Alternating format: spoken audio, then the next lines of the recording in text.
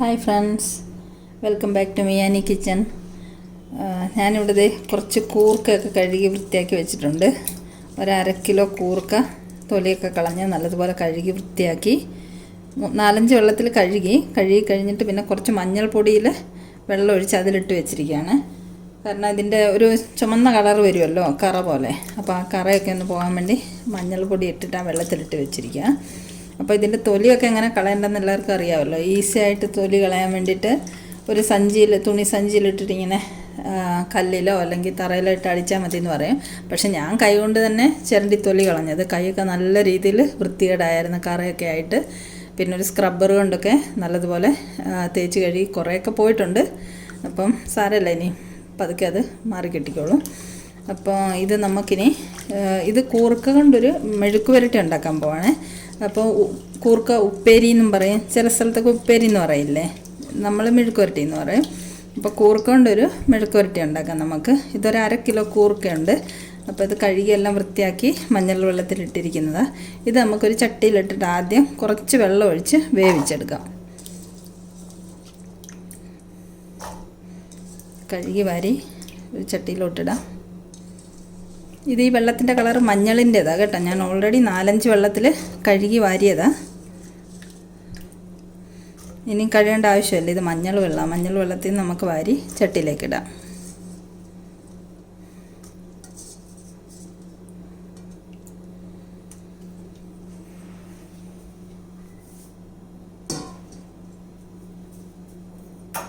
ഇതിൽ നമുക്കൊരു 1/2 ഗ്ലാസ് വെള്ളം ഒഴിക്കാം, ഒന്ന് വേകാനും വേണ്ടി മാത്രം.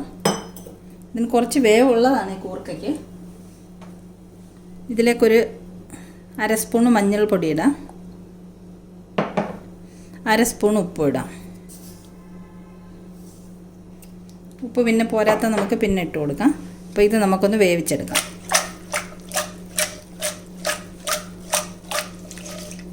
മിക്സായിട്ടുണ്ട്. ഇത് നമുക്ക് അടുപ്പത്ത് വെച്ച് വേവിച്ച് കൊണ്ടുവരാം.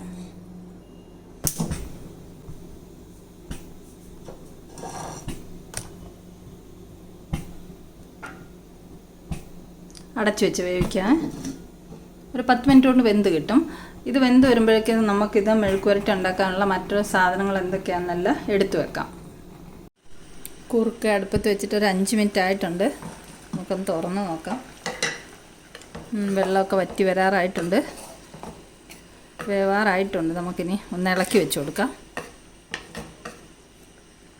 ഒരു 5 മിനിറ്റും കൂടി ഇരിക്കട്ടെ, അപ്പോഴത്തേക്ക് ബാക്കിയുള്ള വെള്ളവും വറ്റി കിട്ടും. 10 മിനിറ്റ് കൂടുതലായിട്ടുണ്ട്. നമുക്ക് കൂർക്ക വെന്തോന്ന് നോക്കാം. വെള്ളം എല്ലാം വറ്റി കൂർക്ക വെന്തിരിക്കുന്നുണ്ട്. കണ്ടോ, പാകത്തിന് വെന്ത് വെള്ളമൊക്കെ വറ്റിയിട്ടുണ്ട്. നമുക്കിനി ഫ്ലെയിം ഓഫ് ചെയ്യാം. ഇനി ഇതിനെ നമുക്ക് മെഴുക്ക് പുരട്ടിയാക്കി എടുക്കാൻ എന്തൊക്കെ സാധനങ്ങളാണ് വേണ്ടത് എടുത്ത് വെച്ചേക്കുന്നതെന്ന് നോക്കാം. എന്നിട്ട് ഇത് നമുക്ക് ചീനച്ചട്ടിയിലിട്ട് മെഴുക്ക് പുരട്ടിയാക്കിയിട്ട് മാറ്റാം.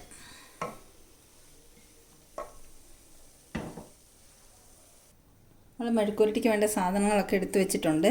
2 ചെറിയ സവാള കനം കുറഞ്ഞ നീളത്തിൽ അരിഞ്ഞിട്ടുണ്ട്, ഒരു 3 ഉണക്കമുളക്, 2 പച്ചമുളക്, ഒരു 3 അല്ലി വെളുത്തുള്ളി ചെറുതായിട്ട് അരിഞ്ഞിട്ടുണ്ട്, കറിവേപ്പില ആവശ്യത്തിന്, പിന്നെ കുറച്ച് തേങ്ങാക്കൊത്ത് കൂടുതൽ ഇഷ്ടമുള്ളവർക്ക് കുറച്ച് കൂടുതലിടാം. പിന്നെ തേങ്ങാക്കൊത്ത് ഇട്ടില്ലെങ്കിൽ കുഴപ്പമില്ല, ഇടാതെ നമുക്ക് തയ്യാറാക്കാം.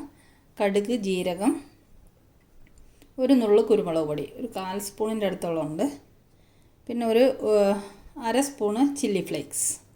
അപ്പോൾ നമുക്കിനി മെഴുക്ക് പുരട്ടി തയ്യാറാക്കിയെടുക്കാം. ചീനച്ചട്ടി അടുപ്പത്ത് വെച്ച് നമുക്ക് കുറച്ച് എണ്ണ ഒഴിച്ചു കൊടുക്കാം. ഒരു 2 ടേബിൾ സ്പൂണോളം എണ്ണ ഒഴിച്ചു കൊടുക്കാം.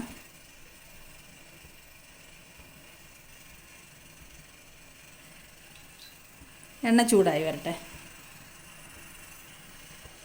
എണ്ണ ചൂടായിട്ടുണ്ടെങ്കിൽ നമുക്ക് കടുകും ജീരകവും ഇട്ട് കൊടുക്കാം. കടുകും ജീരകവും പൊട്ടട്ടെ.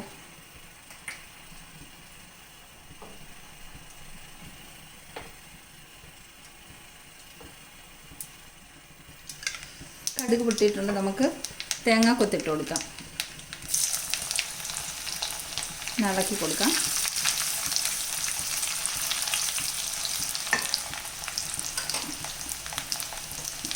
കറിവേപ്പില ഇട്ട് കൊടുക്കാം.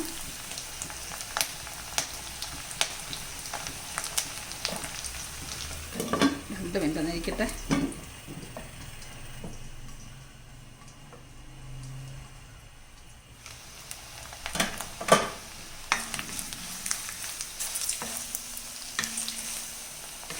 തേങ്ങാക്കൊത്തൊക്കെ ചെറുതായിട്ട് വാടി വന്നിട്ടുണ്ട്. ഇനി നമുക്ക് വെളുത്തുള്ളി ഇട്ട് കൊടുക്കാം.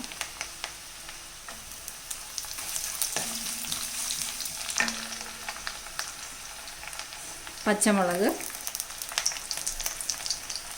ഉണക്കമുളക്, മുളകൊക്കെ ഒന്ന് വാടി വരട്ടെ.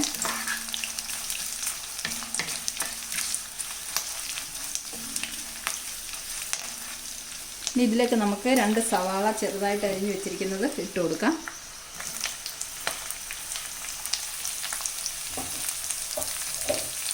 ഇളക്കി മിക്സ് ചെയ്യാം.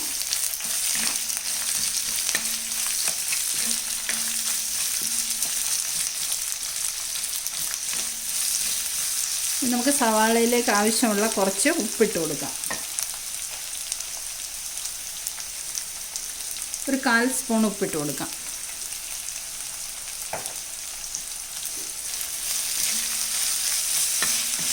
ഈ സവാള നല്ലതുപോലെ ഒന്ന് വാടി വരട്ടെ.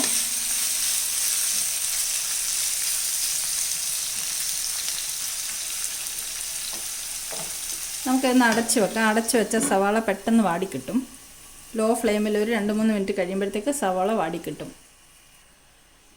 സവാള വാടിയൊന്ന് നോക്കാം. ഒന്ന് ഇളക്കി കൊടുക്കാം. കുറച്ചും കൂടെ വാടാനുണ്ട്. ഒരു 2-3 മിനിറ്റും കൂടെ വാടി വരട്ടെ സവാള. തേങ്ങാക്കൊത്തൊക്കെ നല്ലോണം മൂത്തിട്ടുണ്ട്. സവാള കുറച്ചും കൂടെ വാടാനുണ്ട്. ഒരു ലൈറ്റ് ബ്രൗൺ കളറാണ് ഒരു വാടി വരട്ടെ. നമ്മുടെ സവാളയൊക്കെ വാടി വന്നിട്ടുണ്ട്. ഇതിലേക്ക് നമുക്ക് വേവിച്ച് വെച്ചിരിക്കുന്ന കൂർക്ക ഇട്ട് കൊടുക്കാം.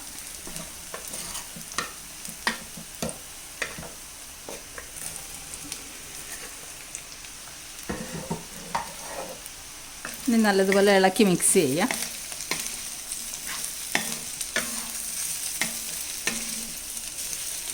ഇനി കൂർക്ക അടച്ചു വെക്കേണ്ട ആവശ്യമില്ല. കൂർക്ക ഓൾറെഡി വെന്തതാണല്ലോ. ഇനി ഇങ്ങനെ തുറന്ന് വെച്ച് തന്നെ നമുക്ക് കുറച്ച് നേരം ഇളക്കി കൊടുത്തിട്ട് ഒന്ന് എല്ലാം കൂടെ മിക്സ് ചെയ്തൊന്ന് മൂപ്പിച്ചെടുക്കാം.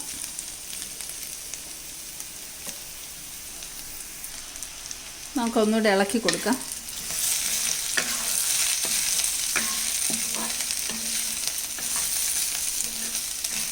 കൂർക്ക മെഴുക്കുവരട്ടി തയ്യാറായി വരുന്നു.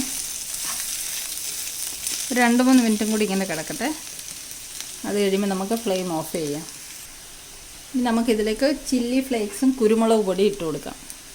കുരുമുളക് പൊടി ഒരു നുള്ളു മതി. കുരുമുളക് പൊടി ഒരു 1/2 സ്പൂണോളം ചില്ലി ഫ്ലേക്സ് ഉണ്ട്, അത് ഇട്ട് കൊടുക്കാം. ഒന്ന് ഇളക്കി മിക്സ് ചെയ്യാം.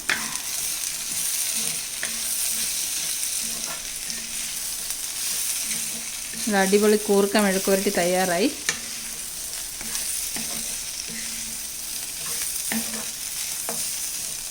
ഇനി ഒരു 1-2 മിനിറ്റും കൂടെ കഴിഞ്ഞാൽ നമുക്ക് ഫ്ലെയിം ഓഫ് ചെയ്യാം. നമ്മുടെ മെഴുക്കുവരട്ടി റെഡി ആയിട്ടുണ്ട്. നമുക്കിനി ഫ്ലെയിം ഓഫ് ചെയ്യാം.